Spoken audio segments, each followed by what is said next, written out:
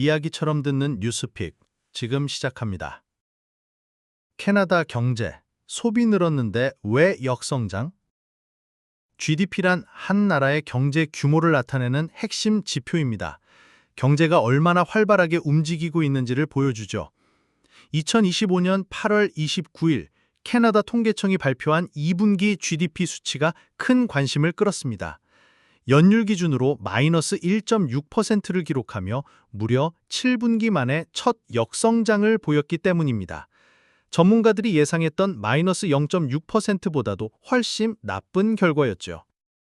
그렇다면 왜 이런 일이 일어났을까요? 가장 큰 원인은 미국과의 무역 갈등이었습니다. 미국이 캐나다산 철강, 알루미늄, 자동차 등 광범위한 품목에 관세를 인상하자 캐나다의 수출이 7.5%나 급감했습니다.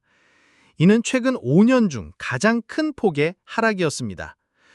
구체적으로 보면 승용차와 소형 트럭 수출이 25% 가까이 줄어들었고 산업용 기계와 장비 수출도 18.5% 감소했습니다.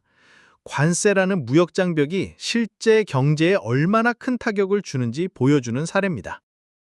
여기에 기업들도 투자를 줄였습니다.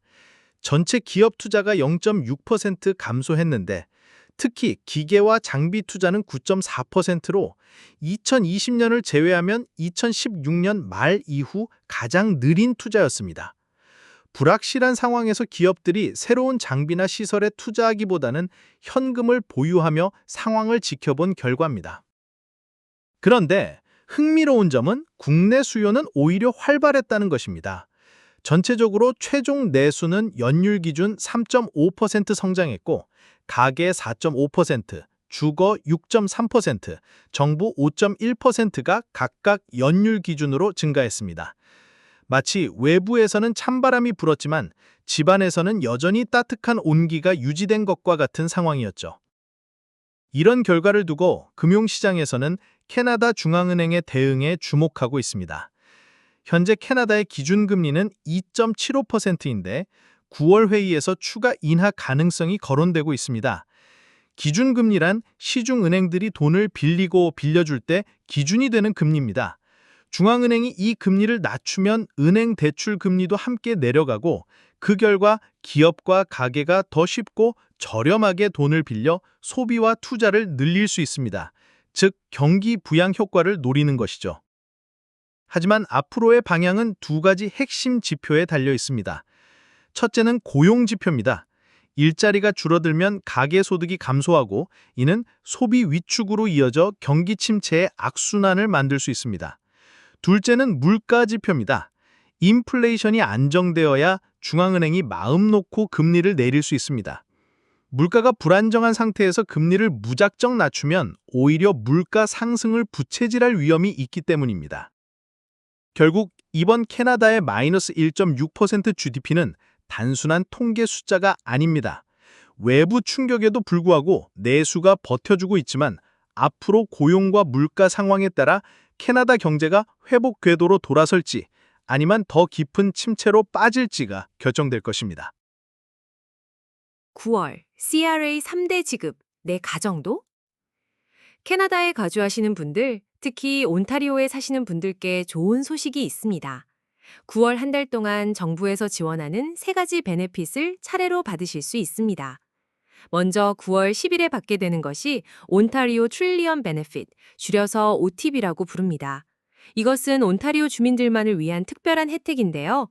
전기요금이나 난방비 같은 에너지 비용과 각종 세금 부담을 줄여주기 위해 만들어진 제도입니다. 온타리오주의 높은 생활비, 특히 겨울철 난방비 부담과 각종 세금으로 인한 가계 부담을 덜어주려는 목적으로 시작되었습니다. 3가지 크레딧을 하나로 합쳐서 매월 10일마다 지급해주고 있습니다. 그 다음 주 9월 18일에는 캐나다 디스빌리티 베네핏, 줄여서 CDB를 받게 됩니다. 올해 처음 시작된 완전히 새로운 제도로 18세부터 64세까지 장애가 있으신 분들을 돕기 위한 것입니다. 캐나다 장애인들의 높은 빈곤율을 해결하기 위해 연방정부가 새롭게 도입한 제도입니다. 한 달에 최대 $200, 1년에 최대 $2,400까지 받을 수 있습니다. 다만 이미 장애세액공제를 받고 계셔야만 신청할 수 있습니다. 매월 셋째 목요일이 지급되는 방식입니다. 마지막으로 9월 19일에는 캐나다 차일드 베네핏, 줄여서 CCB가 나옵니다. 이것은 전국 어디에 살든 18세 미만 자녀가 있으면 받을 수 있는 육아 지원금입니다. 갈수록 높아지는 육아 비용과 아동 빈곤 문제를 해결하기 위해 2016년에 도입되었으며 매년 물가 상승에 맞춰 지원 금액이 인상되고 있습니다. 6세 미만 아이 1명당 1년에 최대 7,997달러, 6세부터 17세까지는 최대 6,748달러를 지원받을 수 있습니다. 가족 순소득이 37,487달러 이하일 때 최대 금액을 받을 수 있고 소득이 높아질수록 지원금은 줄어들게 됩니다. 이렇게 세 가지 베네핏 모두 각자의 목적이 다릅니다.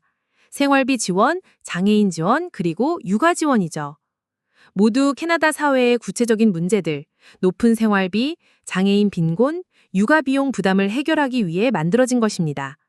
공통점은 모두 소득 수준에 따라 지급액이 달라진다는 것이고 매년 물가 상승률에 맞춰서 금액도 조정됩니다. 가장 중요한 것은 매년 세금 신고를 빠짐없이 해야 한다는 점입니다. 그래야 계속해서 받을 수 있습니다. 본인이 얼마나 받을 수 있는지는 CRA 웹사이트의 마이 어카운트에서 미리 확인해 보실 수 있습니다. 공무원 병가 왜 다시 늘었나?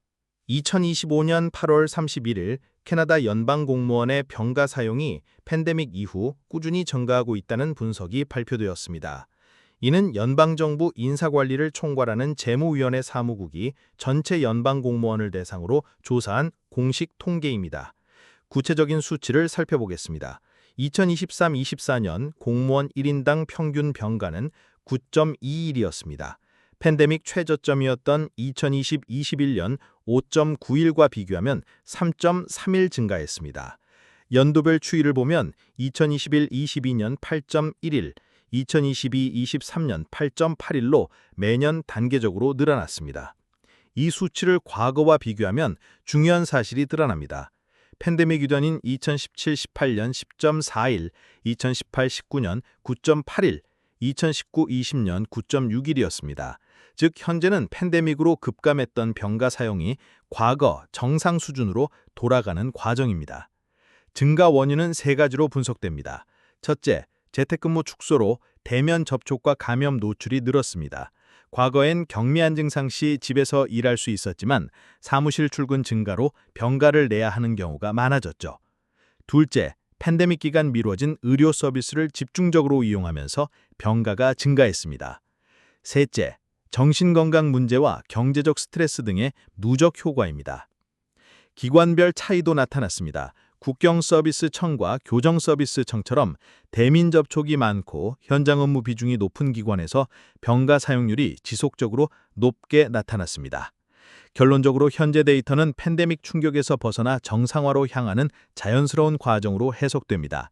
다만 부처별 패턴 차이, 의료 접근성 변화, 근무 형태와 생산성 지표 간 상관관계 등은 지속적인 모니터링이 필요한 상황입니다.